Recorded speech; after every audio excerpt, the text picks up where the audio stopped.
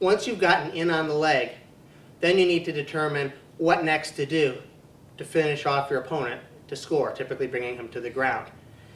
To do that, I need to be cognizant of a couple of things, at least from my perspective. I believe thinking in terms of three basic concepts here. The first concept has to do with where the weight is over the opponent's or your partner's supporting leg. The second involves whether his hips are facing you or slightly away. If, for example, my opponent or partner had this leg here, whether my hips are more facing or somewhat pointed away. The third thing is whether the weight on this supporting leg is heavy because I'm sagging on it, or is light because I'm pulling it up. I conceptualize all my finishes based upon those three principles of movement and position, based upon me relative to my opponent. And I want to manipulate my opponent or partner to be able to change the weight and their position that's favorable for me to initiate my finish. So, in terms of the first concept of position, and that is where your opponent's weight is once you've gotten hold of their leg. If I have Colby in a single leg position, whether it's immediately after I attack the single or because I've come in here and he stopped my momentum, I need to be aware of a couple things. Okay, and first in terms of the weight and how his weight is relative to his supporting leg. His weight can be directly over this foot. His weight can be inside the foot. You'll notice that his leg is at an angle here, and his weight is actually inside his foot here. The final position is with his leg somewhat outward, so that his weight is to the outside of his foot.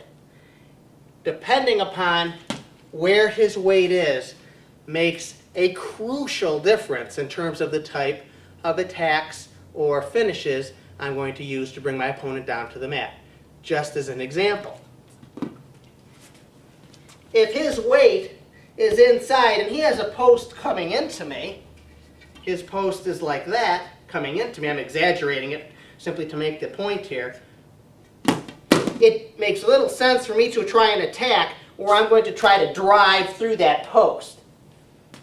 I would have little mechanical advantage and he would have much greater mechanical advantage to defend against my finish.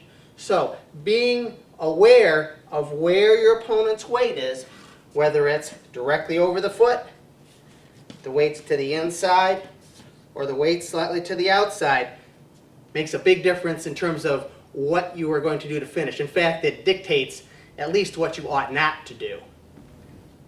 The next concept of position that will help dictate what type of finishes I use involves whether Colby's hips are more facing me and he's facing me directly, or his hips are somewhat more out. Now, Colby would probably never try to be facing all the way out. He wouldn't be able to defend. So this is a relative type of position. But the more my opponent is facing me relative to being somewhat out in that direction in terms of the direction of his hips, also makes a difference in terms of the type of finishes I'm going to initiate.